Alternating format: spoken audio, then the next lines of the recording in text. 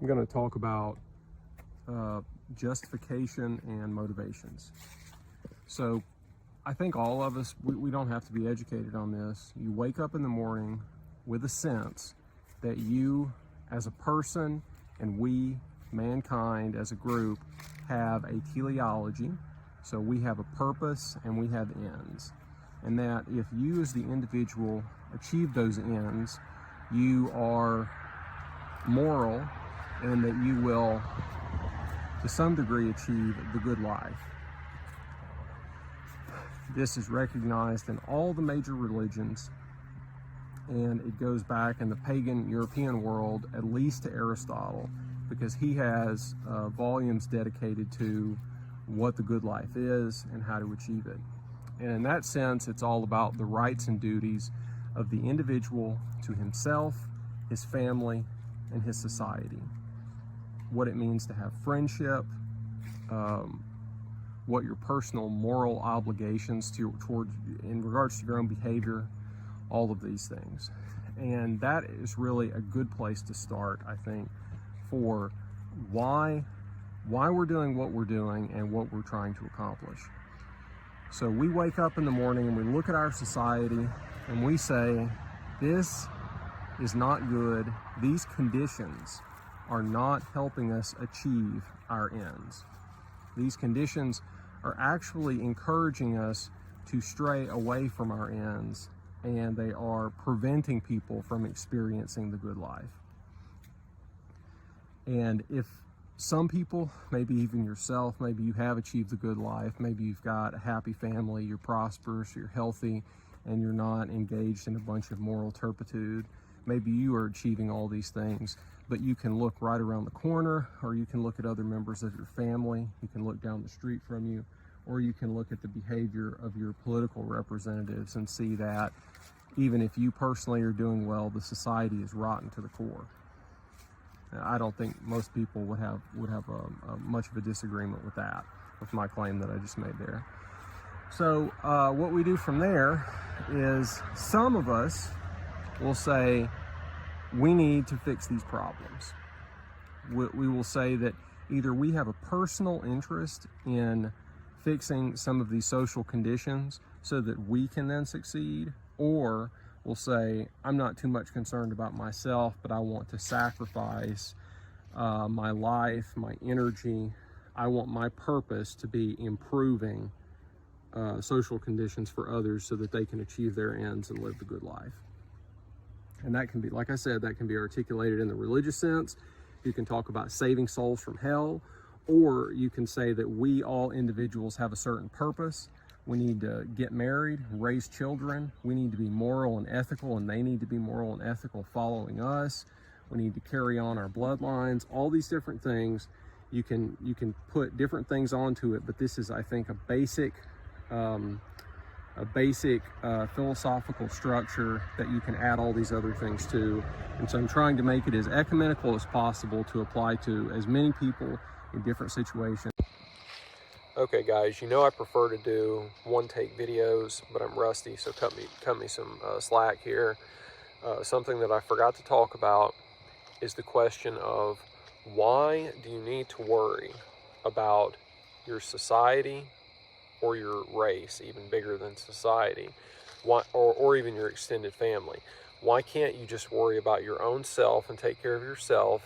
Or why can't you just worry about your own nuclear family? Like, let's say you have a spouse, society's going to hell around you. Why can't you just take your spouse and your kids, move off somewhere, and be isolated from society and live out your days like that? In the long term, who are your kids going to marry? Who's going to help your kids survive in a world in which millions of people hate them and want to destroy them? We are built to live with other people in families, extended families, and society. So we're community-oriented creatures. That's just how it is. That's our teleology. And so the individual, even monastics, right? Even monastics live with other monastics. Hermits, true hermits, Even hermits are visited by people who bring them food because they probably couldn't even feed themselves, right? So we are bound by the nature of who we are and what we are to be concerned with these larger groups of people that we are naturally a part of based on our blood and our history, but also merely for survival. If you're an individualist and a libertarian, you've got some of these retarded ideas from the 20th century that come out of the 18th century. If you've got that sort of delusion, you can still recognize that you need people for your children and grandchildren to marry who are healthy, who are close enough to them genetically that it's not going to create a whole bunch of problems. You need people who are intelligent and skilled to do things in the division of labor to help you and your family and your descendants survive. Who's going to make the medical equipment? Who's going to make machines? How are we going to transport materials? How are we going to get raw materials in the first place? There's all these questions that have to be answered, that can only be answered by healthy, stable communities of people who are related to each other, who share enough bonds of blood that they have a similar way of thinking, but are large enough and diverse enough that they have all the different personality types that are necessary for a functioning society. So that's why we just can't, you can't just worry about yourself, and it's a delusion to think that, you know, you can just save your family and that everything's going to be all right. There's no choice but to worry about a lot of other people who it seems like we have to fight them to save them. A lot of them really are just, you know, screaming and kicking, and we're going to have to try and drag them into the future, even for our own selfish interest, if nothing else. So that's what most people who are involved in any kind of activism, I think this is the viewpoint that we're coming from. So we identify some problems. We'll say it's too difficult for people to get married. It's too difficult for people to form long-lasting, close relationships. It is too difficult for people to engage in higher pursuits. So it's too easy to be hedonistic, and you'll identify certain things that contribute to these evils and say, well, we need to fix those things. And then you go and you try to do something about it, and you find out it's incredibly difficult to do anything. And then you find that if you start complaining about it too much, you get called a lot of really terrible names. And like some of my friends, you might even find out that you are prosecuted by the state, or you end up in prison for saying things about how social conditions need to be improved for the general benefit. You go to prison for that. So then we're in an interesting situation where most of the national conservatives and libertarians are, where you're now stuck, and you have to figure out, why is society so bad, and why is it so difficult to make any changes? And I think, I don't know what the proportion is of people who will make this leap, but eventually you're going to jump into the world of conspiracy, and you're going to say that, well, not only is society bad, but it has been made bad by certain people who did not publicly state that they were going to make society terrible and ruin the lives of hundreds of millions of people. They didn't say that. In fact, they said the opposite. They said that they were going to improve the lives of hundreds of millions or billions of people, while knowing full well that they were going to do the opposite, and that they were going to improve things for themselves and make things worse for everyone else. So as soon as you make that critical leap, now you're in a whole different situation, and you have to start looking for the people who are responsible. And when you ultimately find out that it's not a shady morass, it's not a mist, it's actually something that you can go and you can put your finger on it specifically, and say that we have really two problems. We have Jewish power and we have liberalism, political and social liberalism on one hand, and philo-Semitism, whole turbo philo-Semitism, and Jewish self-love on the other hand. So when you identify that these are the two things, you're in a really difficult situation, because now you've got problems, you have solutions, and you have strategies, but it is illegal in most places. It's semi-illegal under the best of circumstances, and it is completely illegal under other circumstances to pursue anything approximating a strategy for a solution under others. So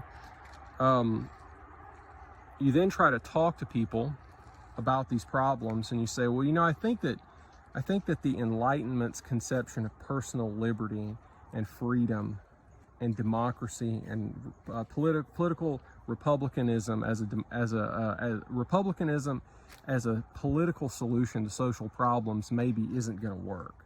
Just keep voting. Just keep voting.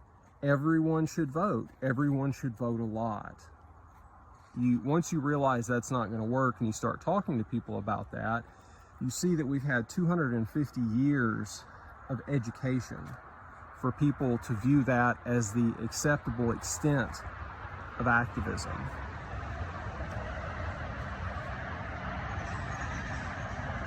That if only we could get voter turnout up to 101%, all the problems would be solved. When in fact, voting as political machinery was just, it wasn't all it was cracked up to be from the start, and people would have known that very early on. Nevertheless, this education has really supersaturated every pore of Western societies, and it's very difficult to get beyond that. The same thing with the philo-Semitism. There's even lots of people who are aware of the role of Jewish power and Jewish influence, and they will continue to tap dance all around it because they are absolutely terrified of getting into a sincere discussion about what exactly that is, how deep it goes, and what can be done about it. And as I just said right there, what can be done about Jewish power and Jewish influence? I mean, that is a question that cannot be answered by basically anyone in polite society. What can be done about Jewish power and Jewish influence? Not only can they say nothing, they can't even say nothing. They're going to jump out the window, go under the table, or disappear, throw down a smoke bomb and go into the air vent. So what do we do? We don't have a lot of options open to us, but the way that I see it is that liberalism and the Jewish question, these are the two big problems, and they can't be handled in isolation from one another, because historically liberal domination of European societies and philo-Semitism, they came about hand in hand. The Jewish money power funded the liberals, and the liberals ran cover for the Jewish money power so that the two could walk arm in arm, synagogue, bank, and lodge, into domination of our societies.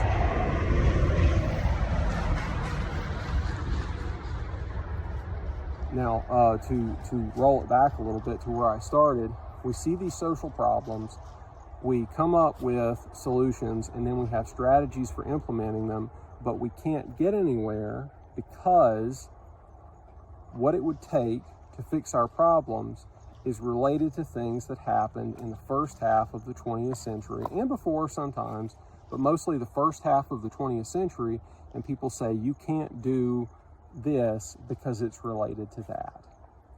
And so for this reason, I feel like educating people about the first half of the 20th century and what really happened then is something that has to be done in order to educate people about all of these other issues that we're concerned with and solving all these other problems that we've identified.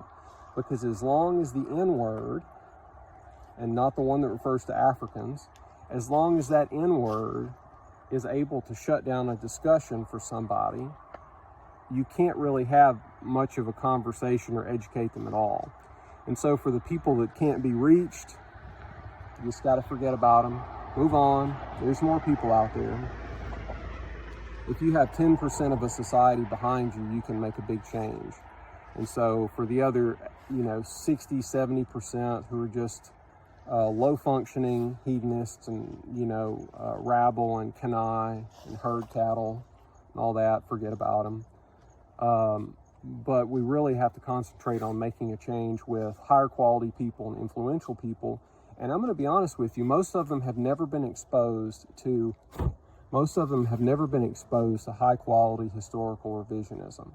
And so if you bring this stuff, if you really prepare yourself and you've got the information, you've got it down and you know it, and you're able to articulate it clearly and successfully, this is going to be the first time these people have ever heard this in their life. You may not reach them right then, but they're going to think about it. And the next time that they go down this propaganda route where their little hamster wheel brain starts spinning out down that old World War II propaganda trajectory, it's going to lock up because they're going to remember what you told them and how it doesn't make any sense. And I've actually observed this. I've had conversations with people where they were using World War II propaganda tropes, and I just pointed out to them directly, it's like, do you realize that you're using, communist and liberal? You say that you're opposed to communist and liberalism, and yet you are employing their propaganda against people who had the same enemies that you say that you have. And they can't really respond to you directly at that moment, but the next time you hear them talking about this stuff, you see that they talk about it in a different way. And maybe that's not the biggest change in the world, but it is something that you can do. It's something that I've done. It's something that you can do. And if you change 4 people's mind this year, and then next year they do the same thing, wouldn't you have a huge snowball effect? Wouldn't you ultimately get to a point where you had 10% of a society who was completely unwilling to keep this thing going? Wouldn't you ultimately have an event like a black swan event or something where these powers and principalities really require from people something that we are no longer able to give, something that we're no longer willing to give, to provide for them? So that's sort of where I see a reasonable project, something that we can do that, think about that, move on that, and hope for the best. And if something else happens, that would be good too. But this is something that in all circumstances is always going to contribute to better outcomes for everybody. So did I explain what I wanted to? We wake up, we see that society is not allowing for people to achieve the natural ends that man and that individual persons are designed or built, that we embody these certain characteristics from natural law, that we have ends to achieve and we cannot achieve them. So we want to fix that, and we find out that there are certain people who are stopping us from fixing these social problems, right? There's the Sackler family, who God knows how many people they've killed, and we find out that they share things in common with other people who are doing other things, right? And then when you start talking about that, you find out it's illegal to talk about it. Why is it illegal? Because a certain critical mass of people believe that something happened in the first half of the 20th century that didn't actually happen. And they think that since they think that that event did happen, you are not allowed to talk about and propose solutions for current problems. So what do we have to do? We have to do historical education. You can do it the way that I do it, by talking about it, doing research and education, or you can do comedy, art, these other things, which in fact are often a lot more effective and reach people a lot better than dry historical lectures about things that happened 100 years ago, which really don't grab a lot of people and which also have been talked about for 100 years already. You can do something completely new and maybe even have a better effect. And if you do that, I encourage you and I applaud you.